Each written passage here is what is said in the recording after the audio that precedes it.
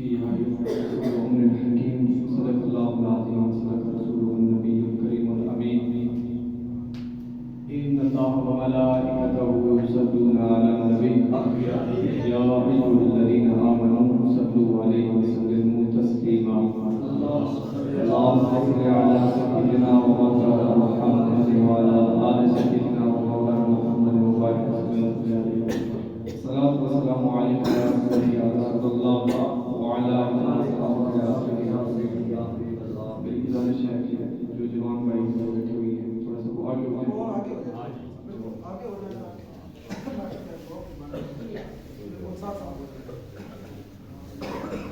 اگر صاحب نے جناب کا حسین صاحب نے بڑی محبت کا اظہار فرمایا میرے بھائی ہیں دوست ہیں تو میں حاضر ہو گیا اور اللہ نے جب توفیق دے دی ہے تو پھر محبت کے ساتھ ہمیں اس کا شکر ادا کرنا چاہیے اسے شکر کرنا چاہیے یہ پرفتن دور ہے کارے سے فرما رہتے ہیں ہر بندہ افراتفری کا شکار ہے اور اگر چند لمحے اللہ تعالیٰ اپنے ذکر کے لیے توفیق بخش دے پھر اس کا کروڑ ہر کروڑ شکر ادا کرنا چاہیے وہ ایک دوست کہہ رہا تھا کہ ایک بندہ گناہ کر بیٹھا اور پھر اس پر وہ فخر کرنے لگا کہ مجھ سے جرم ہو گیا ہے لیکن مجھے کچھ ہوا نہیں ہے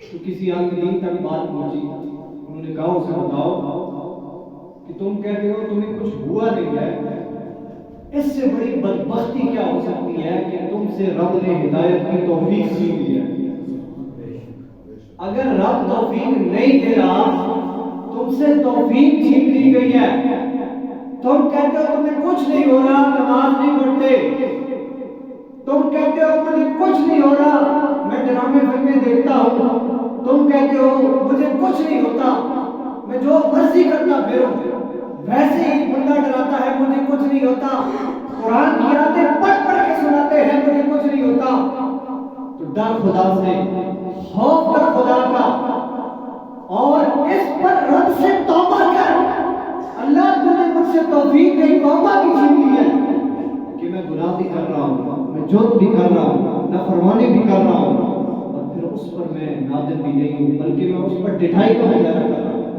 یہ شیطان کا کام تھا ڈٹائی کا مظاہرہ کرنا دیکھیں نا حضرت آدم علیہ السلام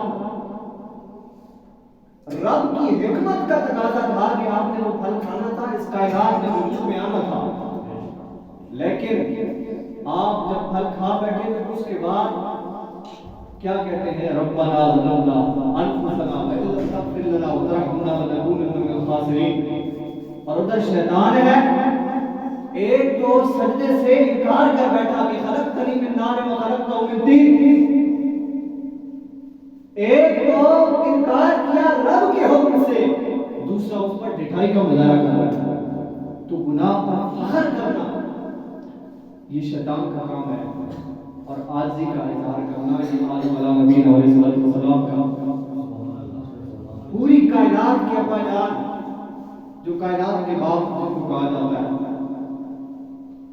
تو دوستو کہنے کا مقصد یہ ہے کہ رب نے توفیق دی ہے میں اور آج یہاں پہ جمع ہے تو اس پر رب کا سب سے پہلے ہمیں شکر ادا کرنا ہے یا اللہ تیرا شکر ہے تو نے ہمیں چند لمحے اپنے گھر میں بیٹھنے کا موقع عطا فرمایا کوئی کہے میں نہیں کیا وہ چند مولوی بیٹھے تھے چند لوگ چلے گئے تھے بچے چلے گئے تھے میں نہیں گیا اگر تو نہیں گیا تو تیرے جانے نہ جانے سے کائنات کے اندر کوئی فرق نہ آیا مسجد کے اندر ذکر کرنے والے ہے اس رات کے اندر جو کچھ ہونا ہے وہ لکھ دیا جاتا ہے جس کو رزق ملنا ہے جس کو دولت ملنی ہے جس کو صحت ملنی ہے موت ملنی ہے جو کچھ ملنا ہے کیا پتا ہماری موت لکھی ہوگی پتہ ہے کوئی پتہ نہیں ہو سکتا ہے اگلے لمحے ہو سکتا ہے اگلا دن ہو سکتا ہے اگلا سال آئے ہم میں سے اکثر بندے ہو سکتا ہے میں ہوں ہو سکتا ہے آپ ہوں وہ اس دنیا سے پردہ کر گئے کوچ کر گئے یہ قرآن ہے ہمیں خبریں دے رہا ہے، بتا رہا ہے، قیمتی لمحے بتا رہا ہے، لوگوں دنیا کماؤ لیکن جتنی ضرورت ہے اتنی ان لمحوں کو یاد رکھنا جن لمحوں کے اندر تمہارا رب راضی ہوتا ہے اس کا حبیب راضی ہوتا ہے، جن لمحوں کے اندر تمہیں گولڈن پیکج دیے جاتے ہیں، چند لمحوں میں نیکی کرتے ہو اور پہاڑوں جتنی نیکیاں مل جاتی ہیں، ایسے لمحوں سے فوائد اٹھاؤ۔ ہم ویسے 900 سال 1000 سال عمر نہیں رکھتے، لیکن یہ قیمتی لمحات میرے رب نے ہمیں عطا کر دی ہے، محبوب کا صدقہ ہے کہ ہمیں رب نے عطا کی ہے۔ اور پتہ کیسے چلا جی؟ قرآن کے ذریعے۔ یہی قرآن کہتا ہے کیف تکفرون، یہ منکر کیسے ہو سکتا ہے؟ سورہ آل عمران آیت نمبر 101، کیف تکفرون، یہ منکر نہیں ہو سکتے، یہ بدعت ہی نہیں ہو سکتے، یہ اپنے راستے سے بھٹک نہیں سکتے، یہ گمراہ نہیں ہو سکتے، یہ بد عقیدہ نہیں ہو سکتے۔ یا اللہ کیوں نہیں ہو سکتے؟ کیا وجہ؟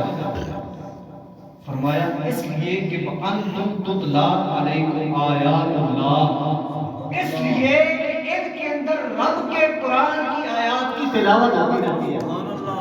تو جب تک قرآن ہے، قرآن کی آیات کی تلاوت ہے، کوئی گمراہ نہیں ہو سکتا، کوئی بد عقیدہ نہیں ہو سکتا، اپنے راستے سے پھر نہیں سکتا۔ لیکن اگر کسی نے قرآن کو پڑھا ہی نہیں، سنا ہی نہیں، کھولا ہی نہیں، اگر کسی نے سنا دیا تو اس نے یہ کہا کہ یہ تو بس مولوی کی بات ہے، میرے لیے تو قرآن نہیں، تو نے نہیں پڑھا لا الہ الا اللہ محمد رسول اللہ، قرآن صرف مسجد کے امام تک تو نہیں آیا، صرف میرے لیے تو نہیں آیا، صرف قاری سعید صاحب، صرف جو مسجد کے اندر رہنے والا ہے اس کے لیے تو نہیں آیا، ہر اس بندے کے لیے آیا جس نے پڑھا لا الہ الا اللہ محمد رسول اللہ۔ ماں کی گود سے لے کر گود تک پوری زندگی کا نصاب یہ قرآن دیتا ہے۔ تو فرمایا وَأَنْتُمْ تُتْلَى عَلَيْكُمْ آیات اللہ، یہ منکر نہیں ہو سکتے، یہ کافر نہیں ہو سکتے، یہ مشرک نہیں ہو سکتے، یہ بد عقیدہ نہیں ہو سکتے۔ وجہ کیا ہے؟ ان کے اندر قرآن کی آیات کی تلاوت ہوتی ہے۔ اور اگلی ضرب لگائی دشمن اسلام کے لیے، کفر کے لیے، اپنوں کے اندر چھپے منافقوں اور غداروں کے لیے وہ ضرب لگائی، اگر قرآن کی اس آیت کو سمجھ لیں تو جاتی نسلوں کا عقیدہ پلٹ سکتا ہے، جاتی نسلوں کا عقیدہ بچ سکتا ہے۔ جو چند اپڈیٹ ورژن سکالر نکل آئے، انہوں نے چند کتابیں پڑھ لی اور بس سمجھا کہ ہم سے بڑا عالم کوئی نہیں، نبی کے علم پر بات کرنے لگ گئے، نبی کی حیات پر بات کرنے لگ گئے۔ تو ان بدبختوں کے لیے یہ کاری ضرب قرآن کی اس آیت کے اندر لگائی گئی۔ فرمایا کیف تکفرون وانتم تتلی علیکم آیات اللہ، کہ یہ منکر نہیں ہو سکتے، کافر نہیں ہو سکتے، ان کے اندر اللہ کا قرآن موجود ہے، فقط قرآن نہیں موجود، وفیکم رسولہ، قرآن لانے والا نبی بھی موجود ہے۔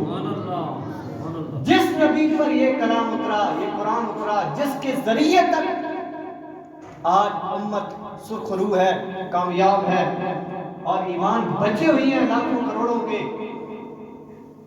تو وجہ کیا ہے؟ ایک رب کا قرآن ہے، ایک نبی کا فرمان ہے۔ تو یہ قرآن ہی بتا رہا ہے کہ فیہا یفرق کل امر حکیم، اس ایک رات کی فضیلت بھی بتائی جا رہی ہے۔ اور پھر آپ نے دیکھا لیلۃ القدر کی رات بھی آتی ہے، اور اسی طرح شب معراج آتی ہے، محرم کی تصویرات آتی ہیں، مختلف راتیں آتی ہیں اور ہمیں مواقع دیے جاتے ہیں۔ بندے اب آ جائیں، ایک بار آ جائیں، کوئی پتہ نہیں، ہمیں نہیں پتہ، لیکن ہمیں بار بار جھنجھوڑا جاتا ہے، جگایا جاتا ہے، بتایا جاتا ہے، اور قرآن ہی بتا رہا ہے بار بار۔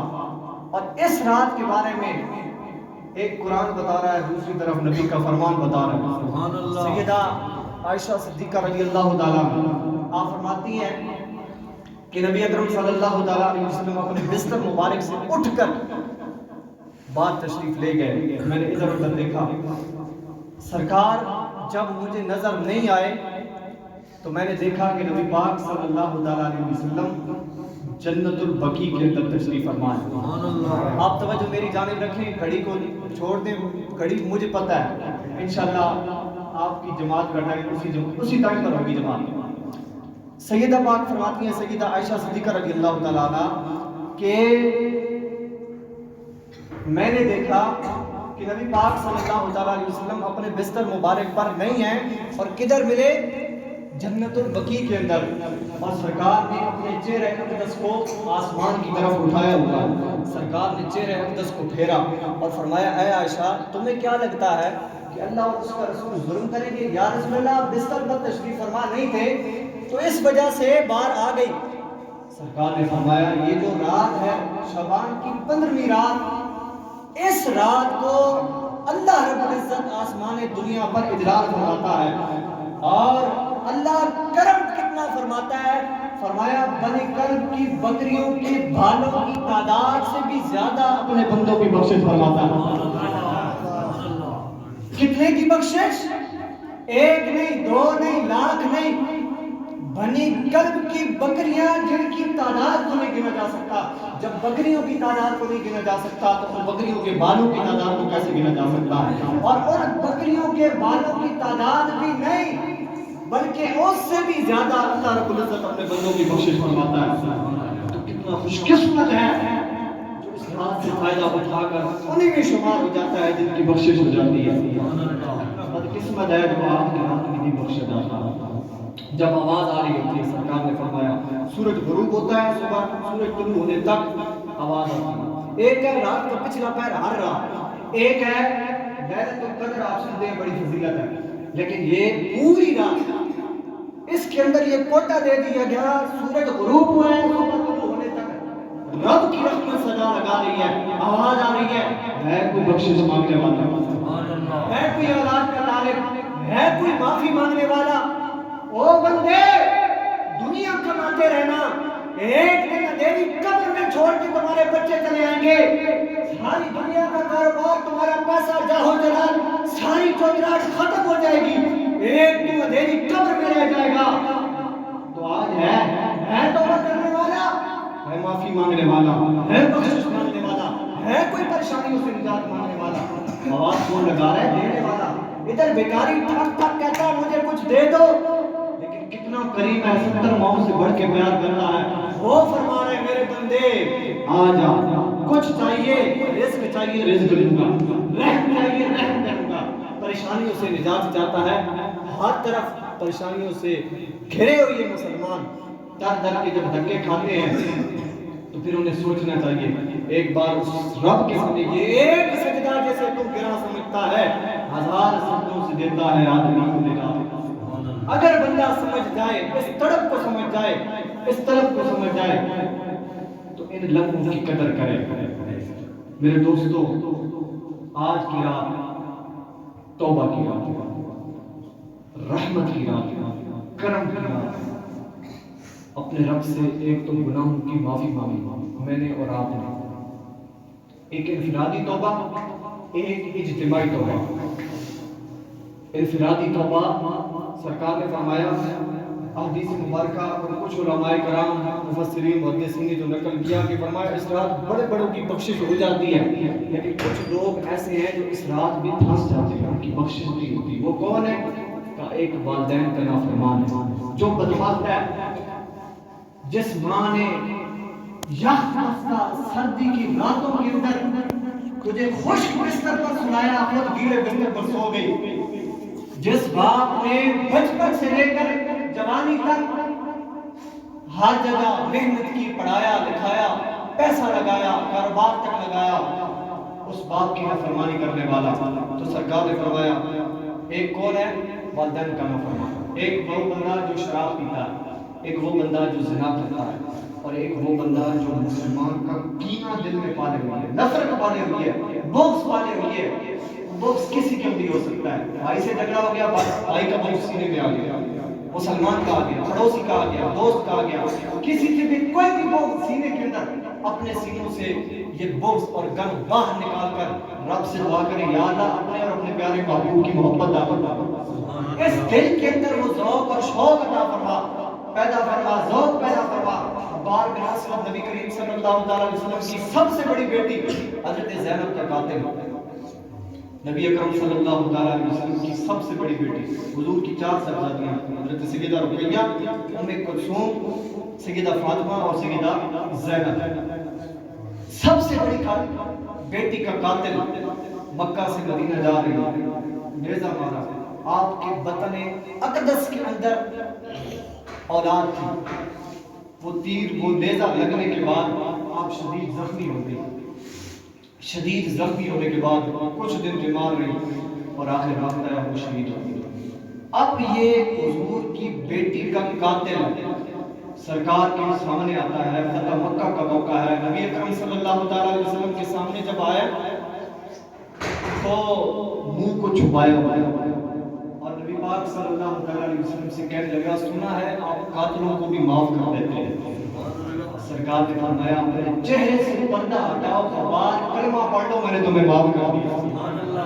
آج یہاں پہ بیٹھنے والے بزرگ دوست بھائی، اگر بیٹی کا قاتل امام الانبیاء معاف کر سکتے ہیں تو ہم اپنے سگے ماموں چچا پھوپھی کو کیوں نہیں معاف کر سکتے؟ ہم اپنے بھائیوں سے رشتہ داروں سے معافی مانگ کیوں نہیں سکتے، معافی دے کیوں نہیں سکتے؟ جب امام الانبیاء ہمیں یہ سبق دے رہے ہیں، درس دیا جا رہا ہے، سبق پڑھایا جا رہا ہے، امت کو سبق دیا جا رہا ہے، بیٹی کا قاتل چچا کا قاتل جب پڑھ لیتا ہے لا الہ الا اللہ محمد رسول اللہ، سرکار معافی دے دیتے ہیں۔ میں اور آپ کو ہوتے ہیں کس بات کے لیے جب کلمہ ان کا پڑھا ہے، شب برات کی رات ہے، توبہ کی ہے، پھر توبہ پوری ہونی چاہیے۔ دیکھیں بندوں کو دھوکہ دے سکتے ہیں، رب کو دھوکہ نہیں دے سکتے۔ واٹس ایپ پہ اسٹیٹس لگا دیا میرے بھائیوں مجھے معاف کر دینا، فیس بک پہ پوسٹ لگا دی میرے بھائی مجھے معاف کر دینا، مجھ سے کوئی اگر غلطی ہوئی، مجھے میسج بندوں کو کیا ہے جس سے میرے کوئی تعلق نہیں، لڑائی جھگڑا ہی نہیں کہ بھائی مجھے معاف کر دینا، میں نے کہا میری آپ سے کوئی لڑائی ہی نہیں ہے نا، کوئی غلطی ہوئی ہے، آپ اس سے معافی مانگیں جس کے ساتھ آپ کا جھگڑا ہوا، جس کے ساتھ آپ کی واقعی ناراضگی چل رہی ہے۔ اگر رب سے سچی توبہ کرنی ہے، معافی مانگنی ہے تو رب کو دھوکہ نہیں دے سکتے، بندوں کو دھوکہ دے سکتے ہو، اس سے معافی مانگو جس کی واقعی حق تلفی کی ہے، جس سے واقعی جھگڑا ہے۔ اگر اتنی جرأت نہیں پیدا کر سکتے تو پھر یہ ڈرامے بازی بند ہونی چاہیے۔ یہ واٹس ایپ، فیس بک، یہ سوشل میڈیا یہ بس ایک طریقہ ہے، ٹھیک ہے آپ ادھر بھی کر دیتے ہیں تو اچھی بات ہے، لیکن اگر واقعی سچی توبہ کرنی ہے تو پھر ان سے معافی مانگی۔ آخری پیغام ایک تو ہے انفرادی توبہ جو میں نے آپ کے سامنے رکھ دیا، حقوق اللہ، اور پھر حقوق العباد کی طرف آئیں، حقوق الرسول کی طرف آئیں۔ ایک اجتماعی توبہ کی ضرورت ہے۔ سامعین محترم، اجتماعی توبہ کیا ہے؟ اجتماعی توبہ مجھے اور اس دھرتی پر حکمرانی کرنے والے ہر ایک کو توبہ کی ضرورت ہے۔ کیا وجہ ہے کہ جو ملک کلمے کے نام پر وجود میں آیا، کیا وجہ ہے کہ جس ملک کی بنیادوں میں ہے پاکستان کا مطلب کیا، لا الہ الا اللہ، کیا وجہ ہے کہ جس ملک کی بنیادوں کے اندر لاکھوں شہیدوں کا خون ہے، کیا وجہ ہے کہ جس ملک کی بنیاد ایسے رکھی گئی کہ تاریخ کی سب سے بڑی ہجرت ہوئی، کیا وجہ ہے کہ جس ملک کی سرزمینیں زرخیز ہیں، یہاں پر جنگل ہے، پہاڑ ہے، میدان ہے، سمندر ہے، دریا ہے، کیا وجہ ہے کہ جس ملک کی عدالتوں پر قرآن کی آیات لکھی ہوئی ہیں، کیا وجہ ہے کہ جس ملک کے تھانے کچہریوں کے اندر رب کا قرآن لکھا ہوا ہے، کیا وجہ ہے کہ جس ملک کی اسمبلی کے ماتھے کا جھومر ہے لا الہ الا اللہ محمد رسول اللہ، وہ ملک IMF کے دھکے کیوں کھا رہا ہے، وہ ملک قرضوں کے اندر کیوں جکڑا ہوا ہے، وہ ملک پوری دنیا کے سامنے بھکاری کیوں بنا ہوا ہے؟ تو جواب یہ ملتا ہے کہ ذرا اس ملک کی بنیاد کو دیکھو کہ کس بنیاد پر تم نے اس ملک کو حاصل کیا تھا۔ وہ بابا رضوی نے کہا تھا کہ محمد قدم چھوڑ کر جانے والوں ہوا نہ گزارا تو پھر کیا کرو گے، ہمیں کیا کرو، تم خدا ہی کو مانو، خدا اگر نہ مانا تو پھر کیا کرو گے، قرضے بھی لے لیے، دھکے بھی کھا لیے۔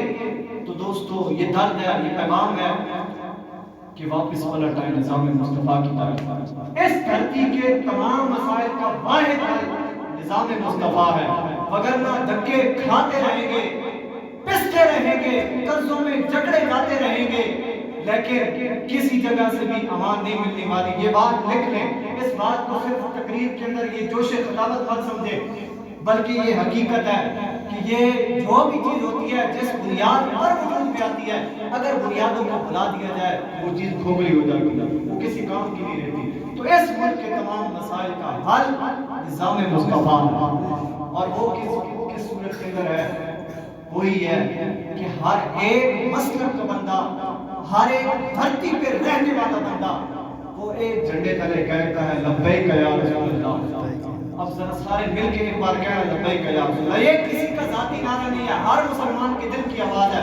اس کے بعد خطاب ختم، لبیک یا رسول اللہ، لبیک لبیک لبیک لبیک یا رسول اللہ، لبیک لبیک نعرے ختم زندہ آپ کے ایٹم بم سے دشمن اسلام اتنا نہیں کامتا جتنا باب رضوی کی ایک لبیک کے نعرے سے کر کامتا ہے۔ اللہ رب العزت کرے مجھے پھر آپ کو سمجھنے کی توفیق۔ اللہ رب العزت۔